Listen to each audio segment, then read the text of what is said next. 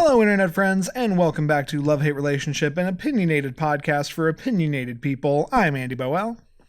And I'm Alex Ruiz, and we're here to brighten your day, anger your soul, and tell you how to live your lives in that order. And Andy, I feel kind of bad for you, because I know for a fact you recorded an episode of your other podcast, like, last night, so you're doing two in a row here. Yeah. Are you okay?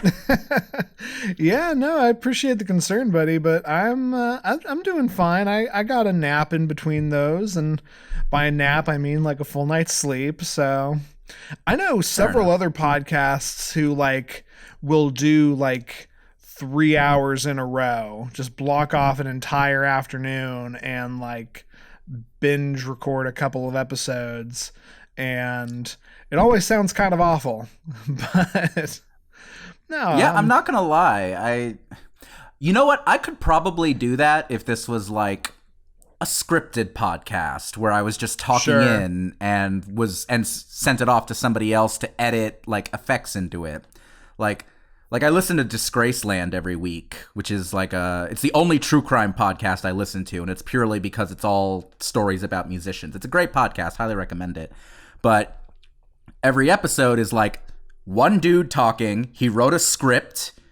The script is like kind of interactively, like it tells this story, but there's also music drops and sound effects that are clearly edited in after the fact, and they do it as like 2 seasons a year, and it's very clear that like there's the studio time where this dude has come in and recorded everything, and then there's the edit time where his editing people have done all the other stuff, and like I could probably do that, but I don't know about you. I finish up these conversations and I'm tired by the end of it. Like, not to call you exhausting. You're lovely, and I can talk to you for hours. But to talk to you in the context of the podcast, like engaging with notes and being on and trying to be funny and then failing to be funny, so I try harder to be funny, and this giant effervescent spiral where I'm just attempting and failing to be funny over and over and over again. Uh-huh.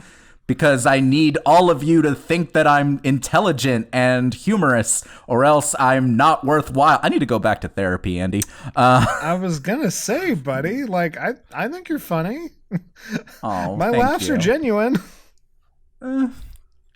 It's a running gag between me and Stephanie that if she ever wants to get under my skin, she'll just like deadpan her face, like just completely blank, look me dead in the eye, and go, "Alex, you're not funny."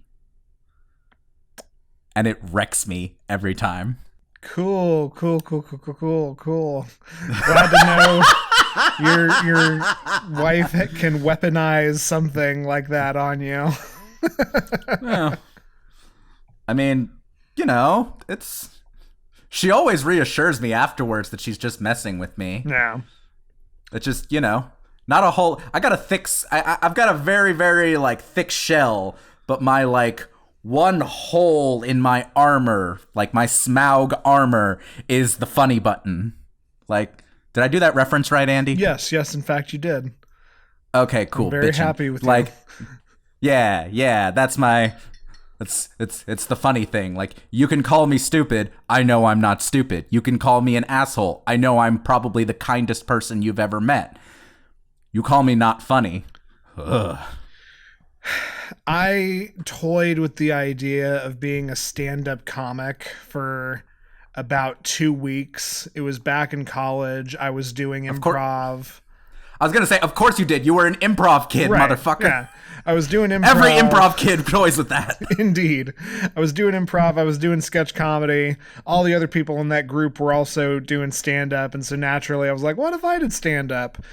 And then, like, I ran some bits past Mariah, and a lot of it was toyed around, like, here's why relationships are weird, and here's the things that are not okay about mine.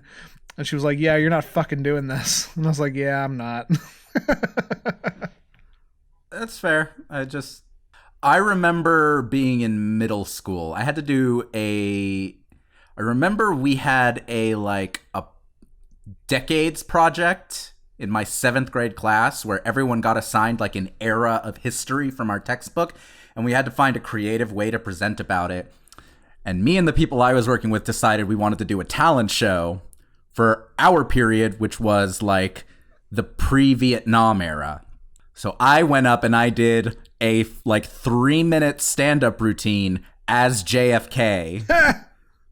And I dressed up. I did my hair the certain way. I went up and I did the Boston accent, which I haven't practiced in years, but I like honed it. And I actually had people laughing.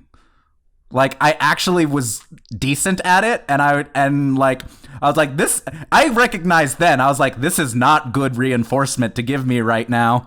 This is not a good plan. Because if I ever try stand-up comedy is a miasma of misery. The thing that I learned about stand-up comedy very early from watching interviews with stand-up comics is you necessarily have to hone your bits. And honing your bits means you are going to tell the exact same jokes literally thousands of times to people, and you have to make it sound fresh. There's a reason so many stand-up comics sound so depressive. Yeah.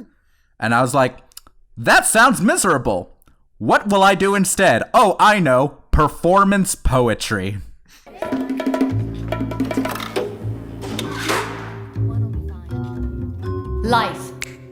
Life is like a lime.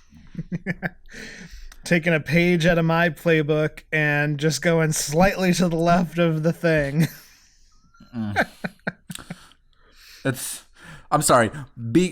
Going for performance poetry as opposed to stand-up comedy is legitimately like telling your parents, no, guys, I'm not going to be it's okay if my dreams don't play out and I don't end up being a rock star. I am instead going to be a leprechaun. Yeah. I mean, I was going to say it's like going to college for theater and then at the end of your first semester deciding you're going to transfer over to a radio television degree. I get it. I mean, I started off double majoring in theater and English and then decided, okay, I'm going to drop theater to a minor and just get the English degree because A, now that I'm no longer a big fish in a small pond and have to deal with competition and prejudice, I don't think I want to be an actor anymore. And B, I can graduate a year early. Yeah, fair. Oh, sadness. So speaking of performance poetry. Oh, hey, nice segue. Yeah, I didn't even intend that. You got to latch on to them when you see it. You wanna explain to the people what we're doing? Yeah, absolutely. So this is Love Hate Relationship, and what we do on Love Hate Relationship is one of us always brings a love, then the other person brings up a topic that they hate, and then we try to take your relationship questions and give our perfectly unqualified advice. And this week, Alex has the love, and so once again, speaking of performance poetry, Alex. I mean, yes. So, Andy, I normally open these by asking you a question, and the idea of the question is it gives me this kind of Radio Lab-y, like, in through the outdoor kind of way to introduce our topic. And I have decided to forego that this time. And, spoilers, I'm going to be talking about a poet today. And I am going to do the one thing that I know for a fact is just like guaranteed to make mixed company groan when you're at a party or some kind of gathering. I'm going to read a poem. So if you will indulge me. Abode with Burning City by Ocean Vuong. South Vietnam, April 29, 1975, Armed Forces Radio played Irving Berlin's White Christmas as a code to begin Operation Frequent Wind, the ultimate evacuation of American civilians and Vietnamese refugees by helicopter during the fall of Saigon. Milk flower petals on the street, like pieces of a girl's dress. May your days be merry and bright. He fills a teacup with champagne, brings it to her lips. Open, he says. She opens. Outside, a soldier spits out his cigarette as footsteps fill the square like stones fallen from the sky. May all your Christmases be white, as the traffic guard unstraps his holster, his hand running the hem of her white dress, his black eyes, her black hair, a single candle, their shadows, 2 wicks. A military truck speeds through the intersection, the sound of children shrieking inside, a bicycle hurled through a store window. When the dust rises, a black dog lies in the road, panting, its hind legs crushed into the shine of a white Christmas. On the nightstand, a sprig of magnolia expands like a secret heard for the first time. The treetops glisten and children listen. The chief of police, face down in a pool of Coca-Cola, a palm-sized photo of his father soaking beside his left ear. The song moving through the city like a widow, a white. I'm dreaming of a curtain of snow falling from her shoulders. Snow crackling against the window, snow shredded with gunfire, red sky, snow on the tanks rolling over the city walls, a helicopter lifting the living just out of reach. The city so white, it is ready for ink. The radio saying run, run, run. Milk flower petals on a black dog, like pieces of a girl's dress. May your days be merry and bright, she is saying something neither of them can hear. The hotel rocks beneath them, the bed a field of ice cracking. Don't worry, he says, as the first bomb brightens their faces. My brothers have won the war, and tomorrow the lights go out. I'm dreaming to hear sleigh bells in the snow. In the square below, a nun on fire runs silently toward her God. Open, he says. She opens. How you feeling, Andy? Ooh, boy. Not happy. That's a reaction I've heard. So for reference, the reason I wanted to do that was because that poem, Abode with Burning City, was published back in, I think, 2014. And the poet, Ocean Vuong, who I'm going to be talking about today, I'd never heard of the guy, ever. Like, I didn't know anything about him, didn't know his name. When I was in graduate school, me and 3 of my poetry friends, we piled into a car and drove up the Jersey Turnpike to Princeton to go see a reading of all of these fantastic writers and poets. There was some conference reading that was happening and it was free, and we were like, yo, let's fucking go. Like, we were somewhere around Barstow, on the edge of the desert, when the drugs began to take hold. This person's reading and this person's reading and a whole bunch of other people we never heard of. And most of the poets there read like 2-3 poems each. This skinny little Asian kid named Ocean goes up there and reads that poem, only that poem. And the entire auditorium is silent. I'm weeping at the end of that poem. It affected me so much. Sure. That was my introduction to Ocean Vuong. So I could not recreate it. His reading is so perfect. And it was such a unique experience, but I wanted to see how close I could get. So I appreciate your indulging me, Andrew. No, I mean, I was excited. You in the notes specifically said, hey, I'm going to read this. Please don't read it because I want your genuine reaction. And I mean, it is stunning. It's stunning in a way that an audio medium, I think, doesn't do my reaction justice. I have always enjoyed terribly affecting poetry. No, I have. Mariah has been reading Our Lady of the Ruins by Tracy Brimnall, and I love her. It has been phenomenal. She's been reading the poems out to me. This piece by Ocean Vuong is so powerfully,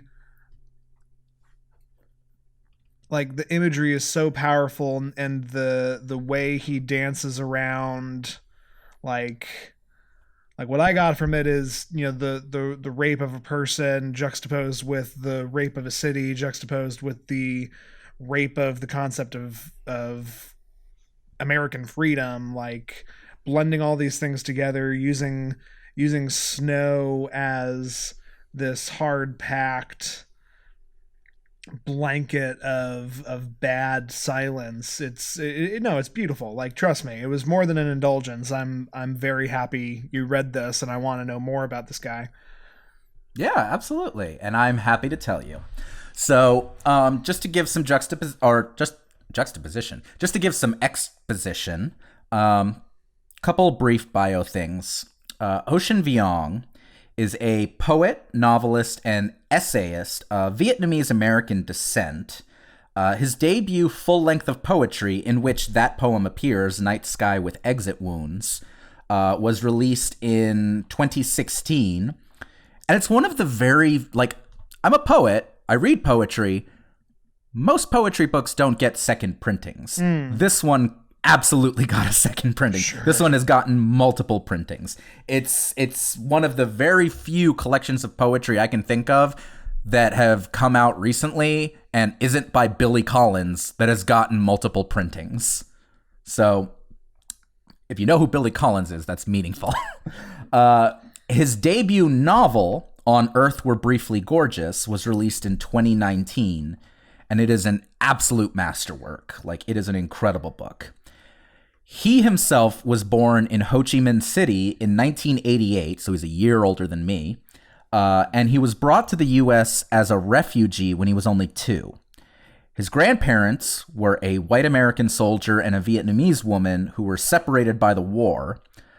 His mother and her siblings were separated as children as a result of that same war. There's actually a very touching story he's told in interviews about how his grandmother separated her children in an orphanage so that their odds were better of surviving. And they ultimately fled because it was his mother was kind of outed for being mixed race. And under Vietnamese law at the time, that made it illegal for her to work. So that's why they fled. He has an MFA from NYU, which was where I wanted to get my MFA, but, no salt. He's won a ridiculous number of awards, including a MacArthur Genius Grant. He's published in the most prestigious journals around. He teaches at UMass Amherst, is openly gay, semi-openly kinky, a practicing Zen Buddhist, and is, in my opinion, one of the finest living writers working today. And that was important for me to bring him up here because, we've talked about directors on this show. We've talked about musicians. We've talked a little bit about writers. And it was really important for me the first time I brought up, a poet is, I can talk about dead poets I love all day long, but it was really important for me to spotlight a living writer because a lot of the time I think we're inclined to talk about writers who either have already made their money or who are dead. And here I've got someone who I don't think he's doing poorly, like homie's tenure track at UMass Amherst. Sure. But I do think that it is important to highlight the work of someone who, dude is 31. He has had incredible success in that amount of time, but he's only got 2 books out and a couple of chapbooks. Like, he's still very much in the early parts of his career, and I wanted to show some support to that. And so it seems to me, you answered a question I had. So Ocean Vuong is a capital P poet, you would say, because you called him a writer, but I mean he's released 2 chapbooks of poetry. He's released 1 full-length poetry collection. I came to know him as a poet. Got it. Only this last year did he release a novel. I see. Okay. So he is also a novelist. He's also published several essays. He hasn't published a collection of essays yet, but that's why I introed him as a poet, novelist, and essayist. Okay. The best way to characterize him is as a writer, but in my head, he is so much a poet. Like, even his novel is incredibly poetic. That gift for imagery that was in that poem I read you, that is all through this novel. I have both his novel and his poetry collection in front of me right now, and I've read them both. And, like, I could turn to any page in this novel, and you might not know what's going on, but he has that same... If you were to analyze this novel from a sheer plot standpoint, not a lot happens. It's written as like a letter from a son to his mother. So it's an epistolary novel, but it's basically just this son saying, here's all these things about you that created me, and here's these stories about me, and let's talk about the family. And it's written as a long letter, but it's so dense with that kind of imagery and that kind of poetic language. Not a lot of events. It's very episodic, goes through different things. But yeah, it's a very, very poetic novel. So I think poet for him primarily. But that might just be me. I gotcha. And the other point I was going to make, it seems like this is a little bit of a quality over quantity, just because he hasn't released that much yet. And I mean that as a mark of praise for him to be in the position he is, as comparatively young as he is. Like, this I'm very interested and excited is my point of all this. Yeah, there's a lot about him. A lot of it is the work. I am very much, you're right, quality over quantity. That's a good way to put it, because I don't know how a person is this good this young. I really don't. Like, it's prodigy levels at a certain point. But and for someone this young, there are people who don't publish their first book until they're in their 40s or 50s. I've known those writers. I read those writers. I love those writers. They're fantastic. This kid came out with his first book before he was 30, got his second book out then as well. And they are... The poetry world, the literary world, is very small. And it is very hard for people to really blow that world up. And I can only think of a handful of people who have really shaken it the way that Ocean Vuong has. And some of them have done it in more books. You're familiar with Ta-Nehisi Coates, right? Yes. I'm familiar with his comic book work. There you go. So Ta-Nehisi Coates started off... he actually was a student of poetry, though as far as I know, he's never published any books of poetry. His first publications were as an opinion writer. Like, he basically he had a blog that he was just running that got a lot of attention, and based on how much attention his blog got, he got hired on to write opinions for The Atlantic. From there, he has written a couple of he's written a memoir or two, he's published a few books of essays, and then very recently, in the last few years, he got a gig with Marvel writing Black Panther, and just this year released his first novel.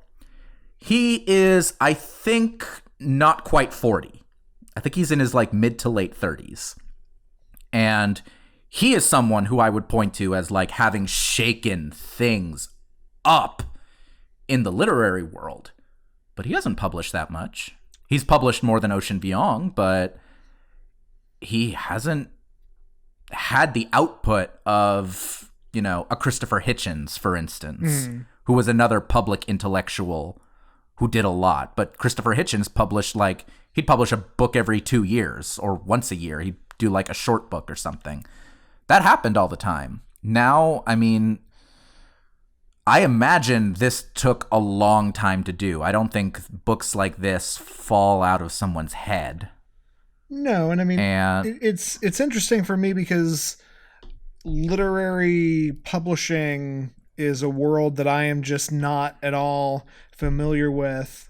And bless you, child. I know you to be, I know your wife to be, honestly, like through the lens of your guys' Twitter is really the only viewpoint I get into the world at all. And, you know, I sit here and think about how the dead poets, the greats, the famous ones, like you've got the hindsight of their entire body of work to mess around with. So then to talk about somebody who is present and in the moment and, you know, maybe not fresh in their career, but certainly you would imagine Ocean Vuong has a lot of stuff in the future.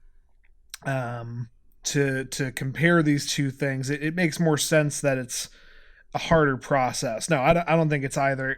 I don't think it's easy either by any means. Yeah, and I mean, so first book came out 2016, second book came out 2019. Every 3 years, even if he releases every 3 years, he's only 31. He's got a nice long career ahead of him, I think. Sure.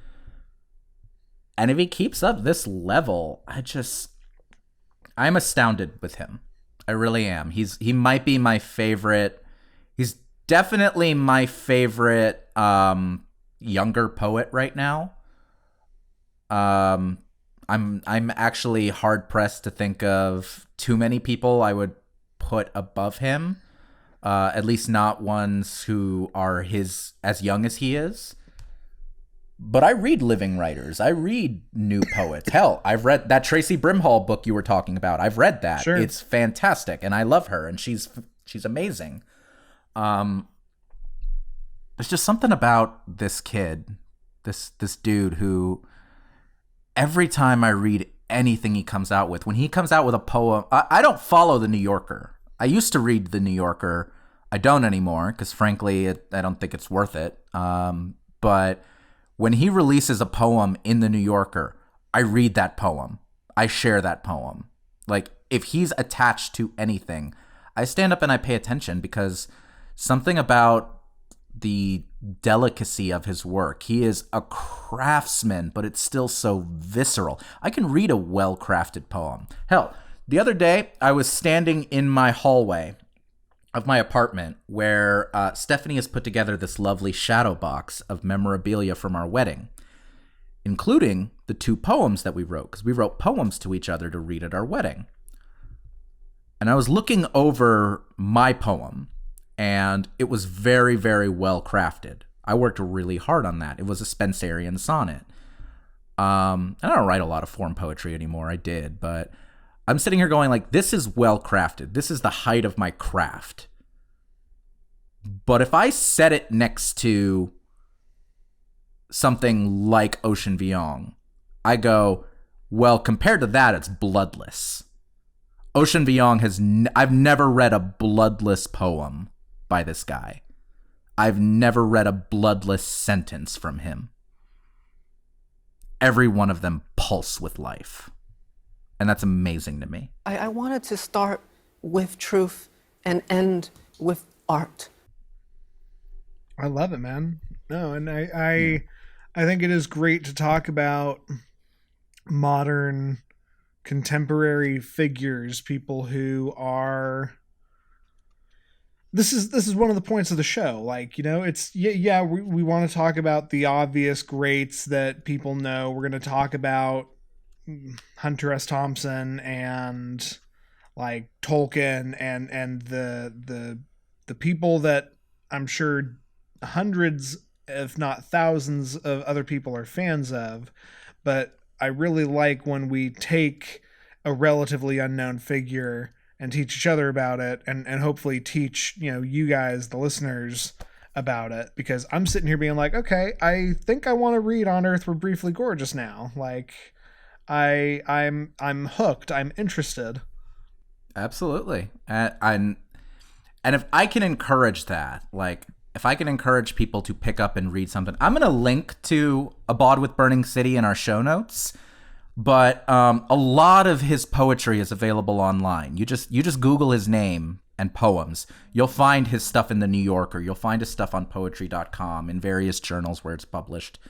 Even if you don't buy the books, I highly recommend. Just look it over.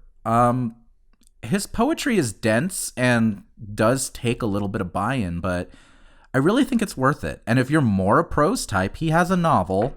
And I recommend that too. Like, if you want to read On Earth We're Briefly Gorgeous, I will warn you ahead of time. It is very dense. If you're a plot-based reader, you might find it boring. But if you're interested in the music of it, in like just the lingual beauty that can be accomplished, I highly recommend it. All right. Well, absolutely. I had a question, but I don't want to totally derail this. You made a point of saying that he is semi-openly kinky. What the hell does that mean? Yeah. So as I've read interviews with him, I've read his pieces, I have yet to read anything where he explicitly says, I've yet to read anything where he explicitly says, like, yes, I'm kinky. Yes, me and my partner engage in BDSM. That said, if you go to Ocean Vuong's Instagram page, at least I hope it's still up. I think it was like a Valentine's Day, like maybe last year or something like that. He posted a photo of himself.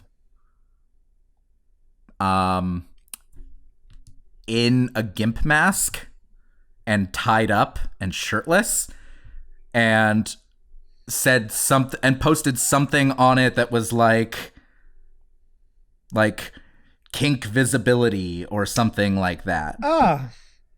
And it was the only indication I have ever seen of him talking about this in any, and he didn't talk about it. He literally just posted the photo with like a little caption. So that's why I say semi-openly kinky. Well, I gotcha. And for anyone curious, you go to Ocean Vuong's Instagram. It is definitely still there. I'm nothing wrong with it now, actually. Yeah, no, I'm looking for it. Oh, there it is. Yep. Sure. He's a little skinny for my taste, but he's pretty. But yeah, like he doesn't talk about it. He doesn't center it. He doesn't like. Don't get me wrong. He writes poems. He writes like some graphically sexual queer poems. As far as I've seen, there's definitely mention of, how do I put this? There's allusions to certain kinky dynamics, but I've never read anything from him where he's like, yeah, and then I get dragged around by the collar and spanked on the ass. But there's one Instagram post that is still up. Yeah. All right, so you had my attention, but now you have my interest. I love it. I just want to close, before we move on to your section, Sure. I just want to close out by pointing out one thing, beyond the work, beyond anything else. Hey guys, Alex is going to get political again. I think that there's a legitimate argument to be had that Ocean Vuong, as an entity and in terms of his work, is like the face of what US ideals should be. Like, he is a queer, intelligent fucking refugee who can cite 19th century English literature, which was what he got his BA in, like it's his own address. But he still writes with a level of mastery of the English language that is baffling. A, given his age. B, by the way, this motherfucker learned to read at 11. Like, his formal education started late. He's the first of his family to be able to read like this, to be able to write like this. He learned to read at 11, and he's writing far and beyond the capabilities of whoever in fucking academia you want to put up right now. Every interview I've read with him, he has a marked empathy. He finds ways to just kind of crack your heart open and make you feel something. He does it in his work, and he's young, gay, brilliant, and beyond what any of us. He is the opposite of the shitty, like, 30-year-old cis white dude with a trust fund who thinks he's the next fucking Ernest Hemingway, when really he's just a trash fuck pile who gets by on just whatever kind reinforcement he's gotten from people who are afraid to lose his parents' money. Like, this guy's success, Ocean Vuong's success, Ocean Vuong's abilities are so earned and so potent and so meaningful to me. I don't, there are comparable things between his and my biographies, not in a long sense, but I see so much of like what I struggle to articulate in his work and in his words, and in his biography, and that's so poignant to me. So what I'm saying is Ocean Vuong is the anti-Donald Trump supporter, and I think for that reason alone, you should buy all of his books and read everything he puts out. Shut up and take my money. Amen. That's where I'm closing. Amen. Can't get higher praise than that, in my opinion, right now. Hell yes. Shall we move on? Indeed, we shall. Speaking of the Donald Trump related items. Yes. You want to talk about billionaires? Speaking of despicable rich people. Go on. So today I'm getting a little niche, and my hate that I'm bringing to the table is Larry Ellison, who is the CEO of Oracle, which is a tech company. And I definitely think this is niche because here's how I'm gonna prime the topic today. I don't know if Larry Ellison falls into the same category as your Jeff Bezos or your Elon Musk or your Bill Gates, but I do suspect that Ellison is very much more in the 1% quote unquote shadow controlling government of the world, if you believe in such things. Okay. This is not a great man, and for anybody who is unfamiliar, I will let Wikipedia introduce. Lawrence Joseph Ellison was born August 17th, 1944, and is an American businessman, entrepreneur, and philanthropist who is a co-founder and the executive chairman and chief technology officer of Oracle Corporation. As of October 2019, he was listed in Forbes magazine as the fourth wealthiest person in the United States and the sixth wealthiest person in the world, with a fortune of $69.1 billion. Increase. Nice, point one. Yeah, well, and that's the one time I'm not going to say nice because he doesn't get it. I'm sorry. Please continue. Which was an increase from $54.5 billion in 2018. So some simple math. This man made $15 billion last year. So just a general for my hate. There are no good billionaires, period. I've said it before on this podcast, eat the rich. And I think we've talked about how that's not necessarily a helpful thing to say, but I mean, that's just my hang up. I mean, you say whatever you like, but that's my thing. Fair enough. And so normally, like this is going to get a little bit of Behind the Bastard Z talking about a bad person. But, last time we kind of zoned in on a man like this for a hate. I believe it was L. Ron Hubbard. And we went to great lengths to lay out a timeline and do a biography and talk about why he was a bad person through the lens of his life. I'm not necessarily going to do that today. What I do plan on doing is just listing some facts. And if at any point you want to stop and we break it down, we can totally go ahead and do that. But without further ado, here are some things that are 100% true about Larry Ellison. He owns the Golden State Warriors. Okay. He also owns the Hawaiian island of Lanai. In 2012, Larry Ellison bought 98% of the island and started talking about building a luxury resort, as well as creating a renewable, sustainable, natural energy source to power the island. Only one of these things happened. So let's be clear. Buying your own island is the first step towards being a Bond villain. Yes. Mr. Fatt has just resigned. I'm the new chairman of the board. Yeah, and keep track of those. Okay. But and real quick, my thing is it's not even some island in the Caribbean or French Polynesia. It is the man owns part of a state that is just his. Sure. So, moving on, Larry Ellison was hypercritical of NSA whistleblower Edward Snowden, and I believe his quote was something along the lines of, nobody that Snowden has gone on to attack has done anything. Which, okay. Please continue. Yeah. Larry Ellison is friends with Marco Rubio and was the primary backer of Rubio's 2016 election campaign. Sucking my teeth. I should do a hate on Marco Rubio.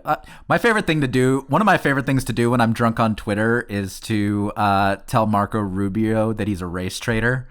I've seen you do this, yes. Yeah, it's something of a hobby. Please continue. Okay, so to settle an insider trading lawsuit arising from his selling nearly $1 billion of Oracle stock, a court allowed Ellison to donate $100 million to his own charitable foundation without admitting wrongdoing. 100 million. 100. So to just make this perfectly clear, the man sells $1 billion and then is allowed as his punishment to give $100 million, which I'm not great at math. I don't want to sit. I'm doing it now. I mean, it's what? It's a tenth? Is it even a tenth? I mean, it's a tenth of a billion. But right now, I'm seeing what percentage that is of his 54.5 billion that you had quoted earlier. Sure. 54.5, 3. Guys, this is so many fucking zeros.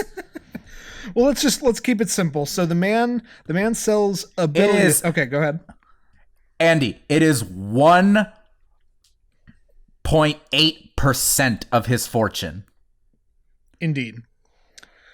1.8%.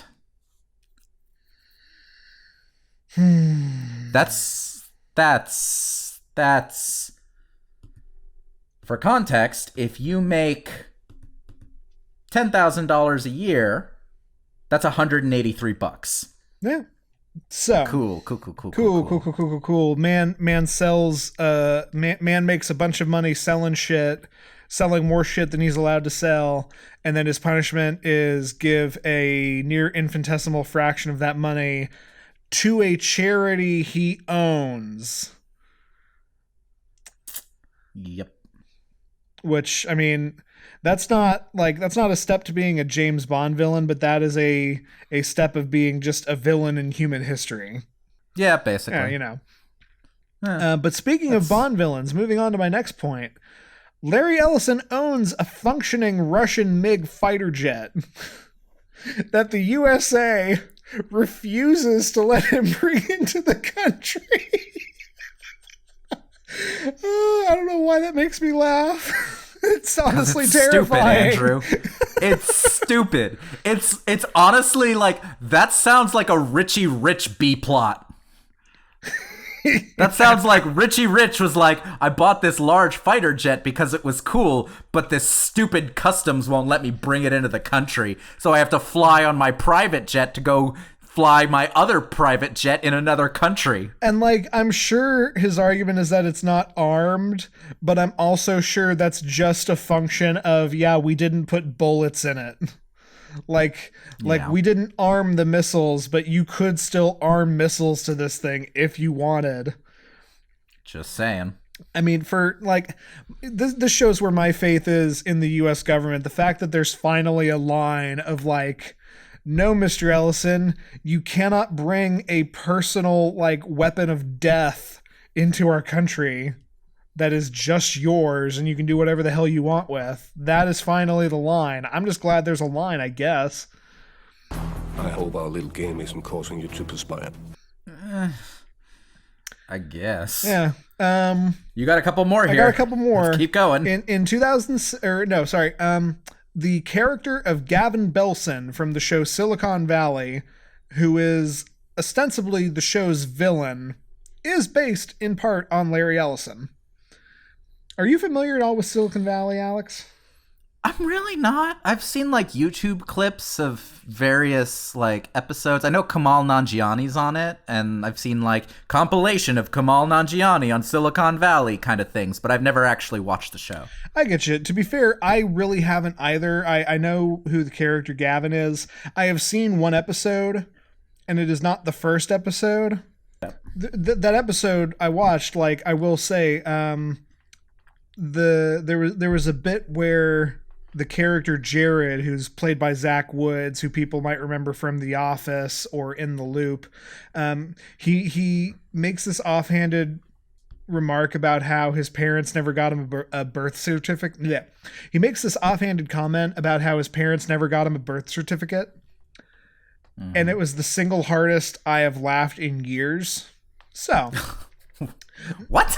I don't know. It was just so funny. I guess you had to be there and watching the episode. Point is, the bad guy of a show is based off Larry Ellison.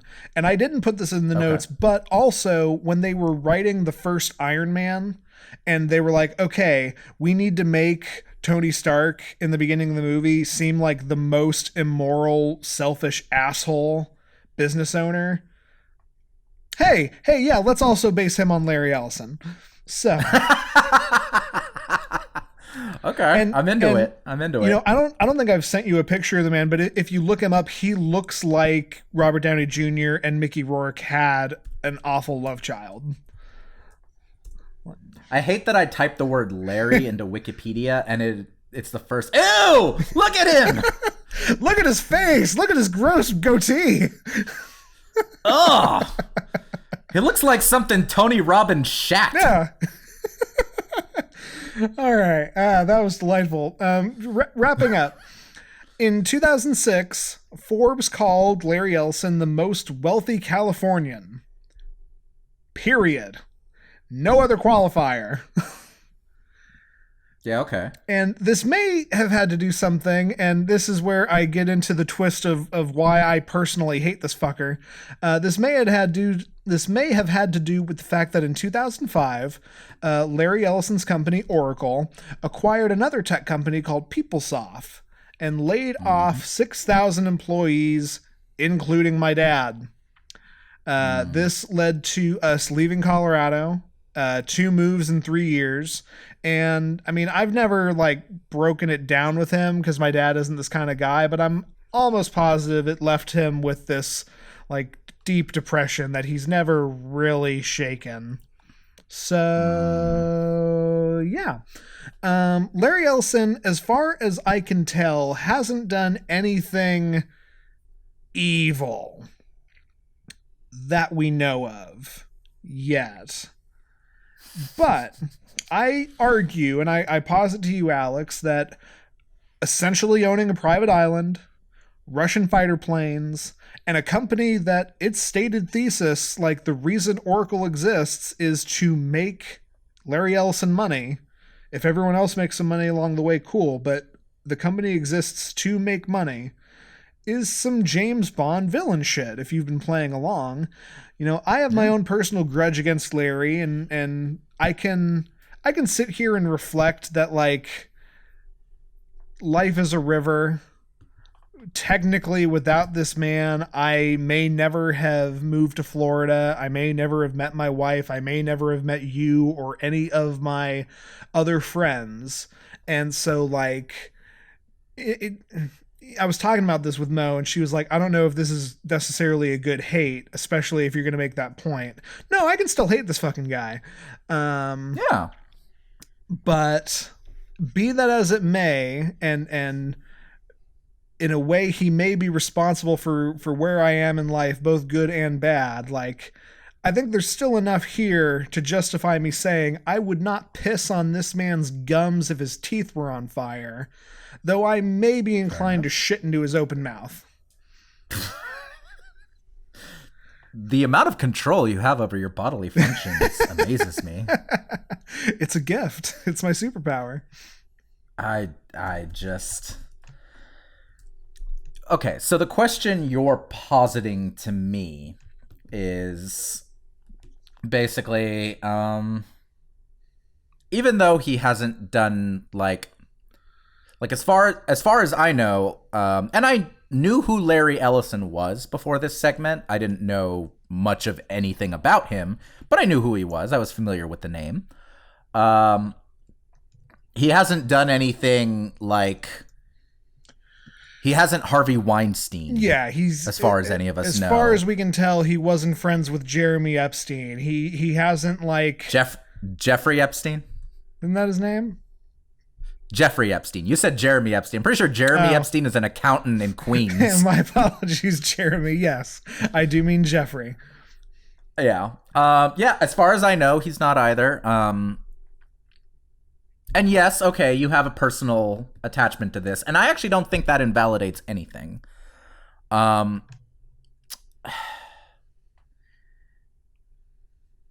looked something up while you were talking, specifically when you started, and you were like, oh, he made $15 billion in 1 year. Sure. Andrew, that's the GDP of Jamaica. Sure. A little bit more than the GDP of Jamaica. Which I know a lot of people don't think, oh, Jamaica, big rich country, but like Jamaica does well for itself, believe it or not. They got the tourism. Yeah, and this guy's made more than the GDP of Jamaica in 1 year. I think there are a lot of very well-meaning liberals who don't understand why a lot of us, especially people our age and as left as certainly I am, and I believe you are. I think I'm more left than you, but I think you're left of like your run-of-the-mill Democrat. Yeah. Why a lot of us say billionaires should not exist. Why a lot of us say things like it is immoral for billionaires to exist, that it is impossible to become a billionaire without theft. And that's a very long and complicated explanation, but I could basically summarize it as when you comprehend the scale of an individual person being able to make these little adjustments. Larry Ellison wanted for nothing when he and his people made the decision to acquire a company and lay off 6,000 people. He had nothing in his life that he could want that he didn't already have. He had nothing that he needed that he could not provide.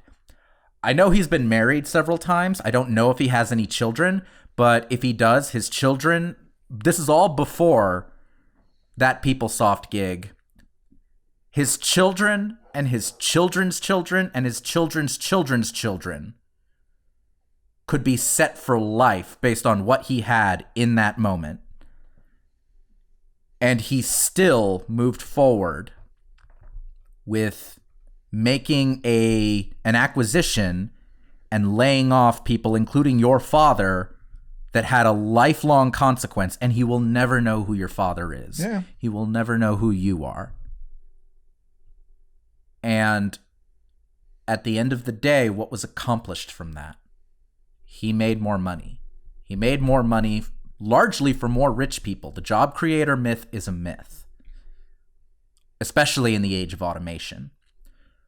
So when you tell me that you want to single out, just like I wanted to single out a poet and a writer that I think a lot of people haven't heard of, and I think they should, I think in the Donald Trump era, I think in the did Bill Gates ride on Jeffrey Epstein's plane era, I think in the Jeff Bezos and Elon Musk can't fucking do any good for people, even though there's this weird cult of personality around them. I think in the space where this vacuum of the more famous and visibly egregious billionaires are sucking up so much of our like Twitter criticism and our rage, I think it's important to point out this dude who is not an asshole like Elon Musk is an asshole, who is not as rich as Jeff Bezos, who has not committed the heinous acts of a lot of other very, very rich people, to point him out and go, look, just because he hasn't done this thing and hasn't done A, B, and C does not mean that his existence as a person collecting this much wealth and creating this vacuum of scarcity and affecting all of these lives and families and existences with what amounts to him a couple of digits in a bank account. What the fuck is the difference between $50 billion and $70 billion, Andy? Effectively speaking. What is the difference to that person who has it? You're never going to spend that. Right. You're never going to be able to spend that. And I really do think that's what it boils down to, like just on a scale level, like what's the difference between $5 billion and $70 billion? This man could spend less than 10% of his net worth and do a hell of a lot of good in the world. He could put it to, solving world hunger, or like helping third world countries become something better than third world countries. This man and Bezos and Musk, like Bill Gates dedicated most of his fortune to curing malaria. That is a thing he did for the world. All these other people could be doing anything to bring us closer to that Star Trek future I so desperately wanted back when I was a kid, and they don't. Instead, they buy private islands and make resorts and add, round up a zero to their net worth every couple of years. Like, yeah. I mean, a study came out a little while ago that said the cost of basically not fixing climate change, but adequately addressing climate change in a way that won't destroy the world. The total price tag on that, based on the research done, I think by a UN commission, was $300 billion. Larry Ellison could give a fifth of that. He could give $60 billion towards that fight, and his lifestyle would not change remotely. Yeah. He would still have more than $9 billion in the bank. he would see no difference in the way that he lives his life, and he could get us a fifth of the way to saving the entire world. And you'd think with all these people, you know, they talk about the cult of personality, they want to be like remembered. You would think that the fact of like you could go down as one of the saviors of the human race would be enough of an ego trip for these fucking people. And it's not.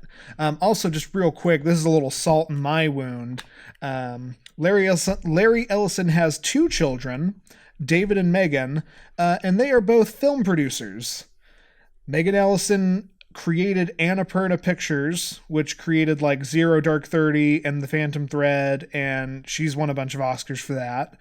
And David Ellison created Skydance Media, who makes like the Mission Impossible films and is making the next Top Gun. And I'm sad.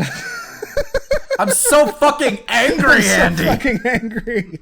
These fuckers, their dad laid off my dad. These fuckers are like film producers. Living your dream, Andrew. They're living your dream. They literally are. I did not fucking know this until 10 minutes ago. And like, it feels that's like the most shallow thing to get upset about, but that is some salt in the wound, man. It's always been me, the author of all your pain. Ugh. I can't. There are no good billionaires. I will stand by that forever. I highly doubt there are very good millionaires out there, but like once you get that capital B billion, I don't know, man. I'm never going to make that much money. I'm never going to be within spitting distance of that much money. I'm sure it does stuff to you. It fucks with your head. The lifestyle cult that you become a part of totally changes your perception. You become detached from true reality. But it's like you said, if all these guys pooled their resources, I mean, it wouldn't take more than the 10 most wealthy people in the world not even giving up all of their assets, and we're in a better place. I mean, that is the least optimistic way I can put it. We are in a discernibly better place as a planet, and they just can't. They just can't, and they won't, and it sucks, man. So chew on that, listeners. And next time you cheer for Golden State Warriors, I mean, cheer for the people, cheer for the team, but just know that a complete and utter bastard runs the team. And I know he's not the only complete and utter bastard who has a sports franchise. Once you become rich enough, it's just something you do. But Alex, I'd like to move into our question because it'll put me in a better headspace. Cool. You did our intro, so shall I read the question? Yeah, go for it. Okay. This is another Relationships.txt question. I'll be linking to it in our show notes, but I kind of love it, so I'm really in. All right. My sister and I are in our mid-20s, and my parents are in their mid-50s. All of us live in the same state, just different cities. Due to our work schedules, I don't see my family often. My parents stayed over at my sister's for my birthday. I was going to go over to her place and spend it as a family because it seemed easier that way, and I don't like surprises anyway, so it works out. However, yesterday I got a call from my parents saying that they'll come visit me instead and that my sister can't make it. I called her to see what was wrong. Turns out that my parents found my sister's sex toy and had a dramatic episode over it and are demeaning her for owning them. They said it was better if she didn't show up. Basically, the conversation comes down to Mom and Dad yelled at me for owning a dildo. Sex toys are fairly common, and my sister is an adult. At the end of the day, she isn't hurting anyone, and now my parents are making a big deal out of nothing. And while I could spend my birthday with my parents and visit my sister some other time, it just isn't the same. I wish I was making this up. Is there any way I can spend my birthday with my whole family and not have them fight over something so stupid? Thank you. So, we have to We have to make a name first. We do. I am inclined to go with Janie from Not Another Teen Movie. But I don't know if that is too obscure of a reference. That might be. It might be too obscure of a reference. What's something about dildos? Oh God. What was Jason Biggs' character's name in American Pie? He seems like he would like dildos. No, maybe not. I'm down with Janie if you are. Oh, hold on. Let me look it up here. Oh shit, no. What was Allison Hannigan's character? That's what in I was American going to say. Pie? That's what I'm looking up. American Pie cast. Michelle Flaherty. This one time at band camp. We weren't supposed to have pillow fights, but we had a pillow fight, and it was so much fun. Stuck a flute? My pussy. Excuse me? What? You don't think I know how to get myself off? Yeah, no, I'm there. All right. I'm there. Okay. Hi, Michelle. All right. Hi, Michelle. How are you? To be fair, I think the sister's the Michelle, but we're going with Michelle. Yeah, no, it works for me. All right. So, Michelle Flaherty. Hi. How are you? Andy, do you want to start? So I read this question and I shared it with you just as like hey, this is a personal one for me and you as a treat that we can discuss ourselves. And it wound up being our question because on the one hand, it's so good. On the other hand, y'all send us your relationship questions. We enjoy TXT, but we like helping you better. But I read this question and overwhelmingly, like my thought was, your parents don't deserve to go to your fucking birthday. Like, you need to go hang out with your sister and cut them out of the mix as a, like, how could you be so shitty kind of message. And that doesn't answer your question. Is there any way I can spend my birthday with my whole family and not have them fight? I mean, I think it does. The answer is no, you can't. There you go. Yeah.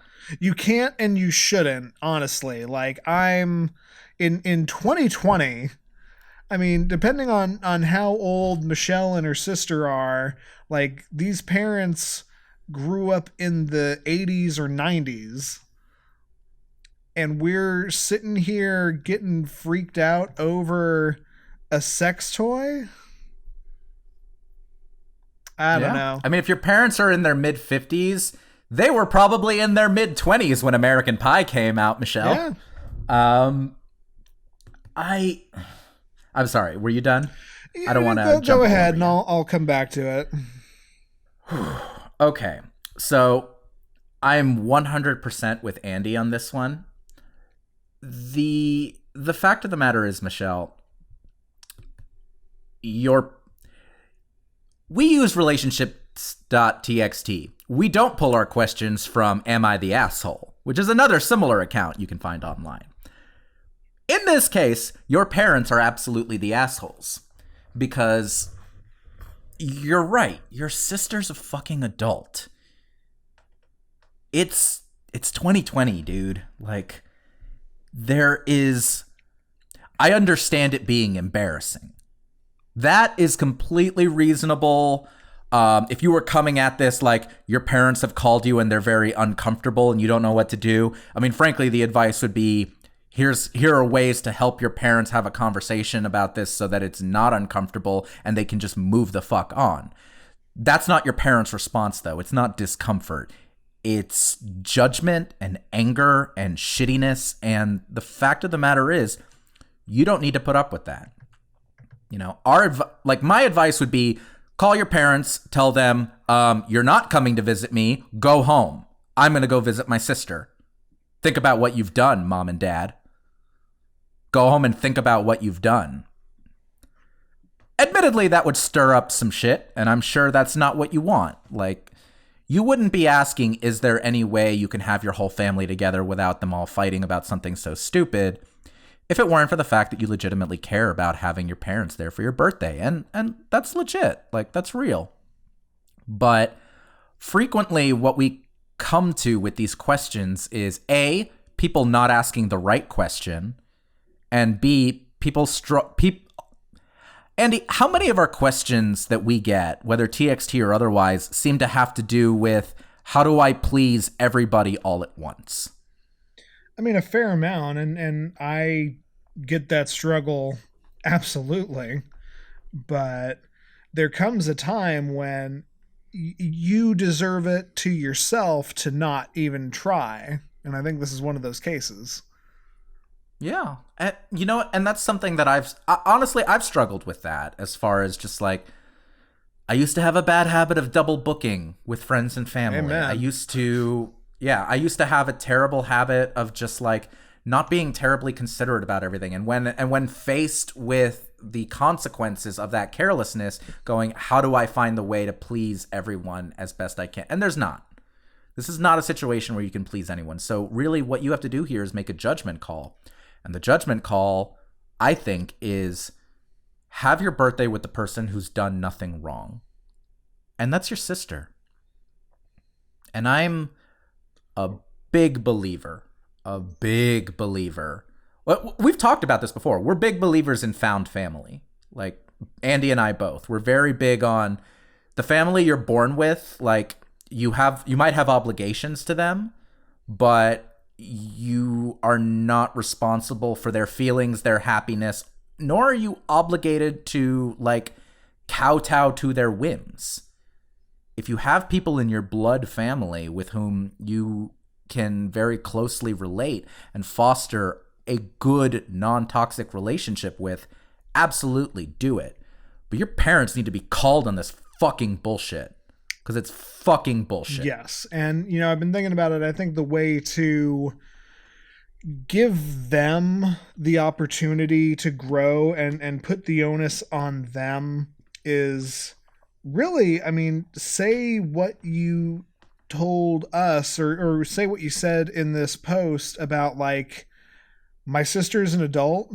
She isn't hurting anyone. Sex toys are not uncommon or something to be shamed.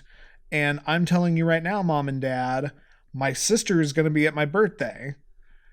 If you guys are as well, that is your decision. But if you come, there will be no shaming and no like bringing up this topic. And I mean, you got to stand your ground. I feel like you want everybody there, and that's great, but I also get the sense that Michelle realizes that her sister is absolutely the victim in this scenario, and it's important to stand with her. So I agree. I would say put it on them. It is completely up to them whether or not they spend your birthday with you, but they're being complete asshats right now. And need to get over that and accept that your sister is perfectly normal and that she is going to be there. Something I learned in therapy is frequently with certain family dynamics, especially once people leave the kind of home environment, the kind of the situation where you all grew up. And in a lot of cases, for nuclear families, that's when all the kids are out. A lot of people freeze their image of you early. And sometimes it's earlier than the point where you moved out or moved away, that their just vision of you is codified. And a lot of siblings, depending on their age dynamics, will freeze their siblings at a certain age. Like, I think in a lot of ways, my sister is still frozen in my head as herself when she was in college, when she was like 20, 21. Like, in a lot of ways, I still think of my sister that way. I think my sister still thinks of me at a certain age. Probably me. I think honestly, me is like a pissant preteen, like 11, 12 years old. And that's something we're working on, and we're getting better and better at acknowledging each other's adulthood. I think parents specifically struggle with seeing the adulthood of their kids. I don't know at what age I'm frozen in my parents' eyes. I think, honestly, I'm probably frozen in my dad's eyes like just after college, and I'm probably frozen in my mom's eyes sometime in high school. That's just me spitballing. I don't know what age your parents have frozen you and your sister, but your parents seem to be treating this like they found condoms in their, like, 12-year-old girl's nightstand. Which I would understand parents being freaked out at that point. Because that's too young. But if your sister's an adult living on her own and owns a dildo, like, honestly, I'm proud of your sister. And I think that it's not just about diffusing things with your parents. I think Andy's right. You got to stand your ground. You and your sister together. You both need to be like, Mom, Dad, we're fucking adults. We will do things that you find abhorrent. Guess what? We're going to fuck probably too. Like, we're going to be fucking people. We're going to be like, you are not obligated to abide by your parents' morality or ethics, and you are not obligated to make them feel comfortable, especially when they are visiting you. You're obligated to be a good host when they're visiting because that's just good manners. But if they disrespect you and they disrespect your sister, they should not be welcome to act that way. Yeah. And not face a consequence. So go spend your birthday with your sister. Tell your parents to go home. Think about what they did. Tell them to maybe start looking at you guys as something other than the children you once were. Because you're not. And they need to get over that. Anything to add, Andy? No, I think you summed it up beautifully, my man. That's how I like to do. So this has been another episode of Love-Hate Relationship. We hope you've enjoyed it and been brightened and angered and helped out as best we can. If you have a relationship question, we would love to address it. We keep things totally anonymous unless you don't want that to be the case. We'll come up with a fun nickname for you unless you have one you want to prescribe to yourself. But you can send those relationship questions in to lovehaterelationshippodcast@gmail.com. We promise we'll read them. That's right. You can subscribe to us on Apple Podcasts, Google Podcasts, Stitcher, Spotify, YouTube, or even TuneIn Radio. Hey, Mom. I don't think podcasts were around when I was like 17, when I'm pretty sure I'm frozen for you, but I love you. It's better than I was doing at 17 when I was like real shitty. So, yeah.